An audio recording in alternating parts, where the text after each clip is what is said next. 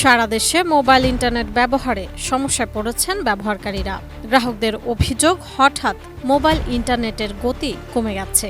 Facebook সহ সামাজিক যোগাযোগ মাধ্যমে প্রবেশ করতে পারছেন না অনেকেই। কেউ কেউ ফেসবুক ও মেসেঞ্জারে প্রবেশ করতে পারলেও বার্তা, ছবি ও ভিডিও পোস্ট করতে বিড়ম্বনা হচ্ছে। অনেকের অভিযোগ, ফেসবুকে আপডেট পোস্টও পাওয়া যাচ্ছে না। মোবাইল অপারেটর ও সংশ্লিষ্টরা জানান, ইন্টারনেট ব্যবহার করে সামাজিক যোগাযোগ মাধ্যমে বিভিন্ন ধরনের প্রচারণার পাশাপাশি গুজব ছড়ানো হচ্ছে। এ কারণে বিভিন্ন উপায়ে ইন্টারনেট বন্ধ করে দেওয়া হয়েছে।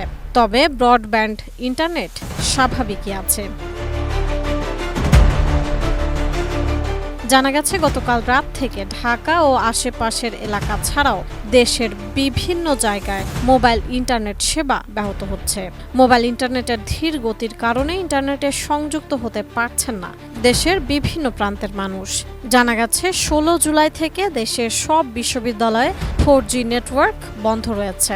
তবে 2G নেটওয়ার্ক চালু থাকায় ব্যবহারকারীরা কেবল ভয়েস কল করতে পারছেন। 2024 সালের মে পর্যন্ত প্রাপ্ত তথ্য অনুযায়ী বাংলাদেশে 12,78 লাখ মোবাইল গ্রাহক রয়েছেন।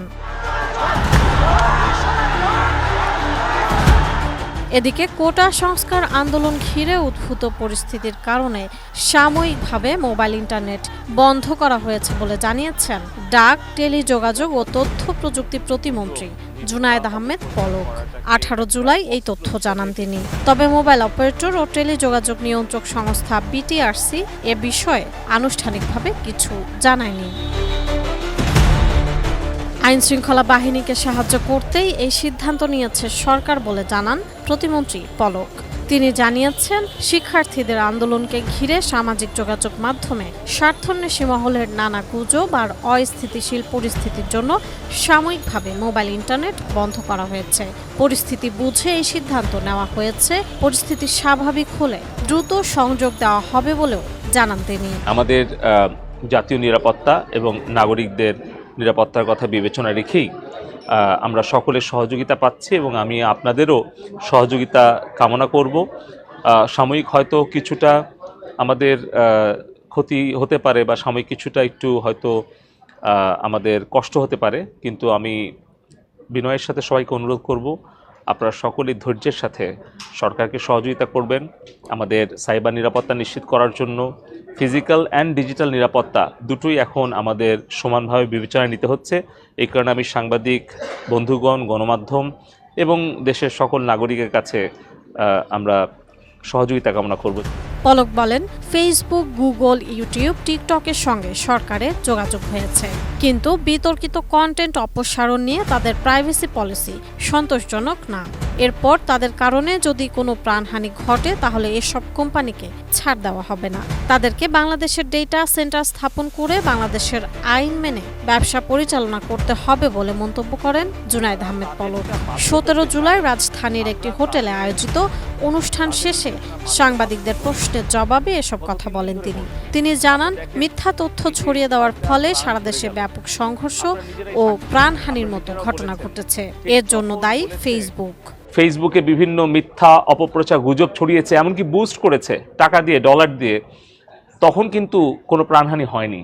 বিকাল 3টার কথা বলছি, 5টার কথা বলছি, কিন্তু যখন এই পরিস্থিতিটা ছড়ায় গেল, এই উস্কানিটা সারা বাংলাদেশে ছড়িয়ে গেল, সহিংস অবস্থা নিয়ে গেল, তারপরে কিন্তু 6টা প্রাণ ঝরে গেল।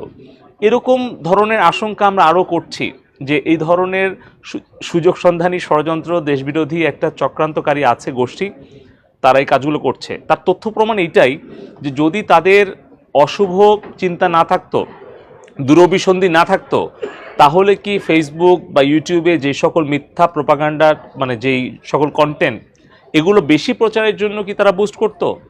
তাহলে তো এই টাকাটা খরচ করতো না। আর এই টাকার উৎসকে, এই টাকার দিচ্ছে কে? তাহলে এটা তো কোনো সাধারণ ছাত্রছাত্রী করছে না। আর আমি এই জিনিসটাই আমি বারবার বলার চেষ্টা করছি গত 3 দিন ধরে। এবং আমরা ফেসবুক, ইউটিউব, গুগল, টিকটক সবাইকে আবারও বলে দিচ্ছি, তারা পার্সোনালিও আমাকে মেসেজ করেছে, অফিসিয়ালিও ইমেল দিয়েছে, আমরা আমাদের দেশের প্রত্যেকটি প্রাণের মূল্য আছে। এটা আসলে আমরা এই প্রাণ ঝরে যাক এটা আমরা চাই না। এই ধরনের ক্ষতি আগামী দিনে যদি এদের কারণে হতে থাকে আমরা এটা কখনোই ছাড় দেব না। তো আমি অনুরোধ করব আবারও যেন তারা এই পরিবেশ পরিস্থিতি বিবেচনায় রেখে তারা বাংলাদেশে তাদের অফিস স্থাপন করে, বাংলাদেশে তাদের ডেটা সেন্টার স্থাপন করে এবং বাংলাদেশের আইন তারা মেনে চলে।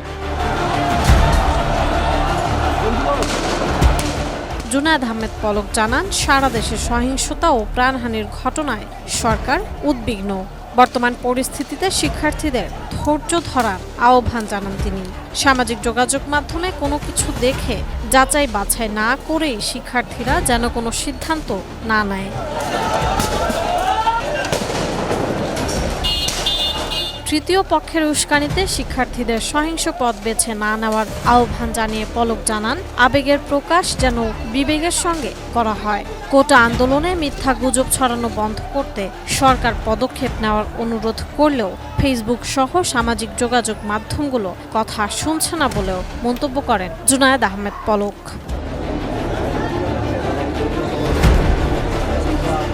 সাইমুম জান্নাত, এটিএন নিউজ।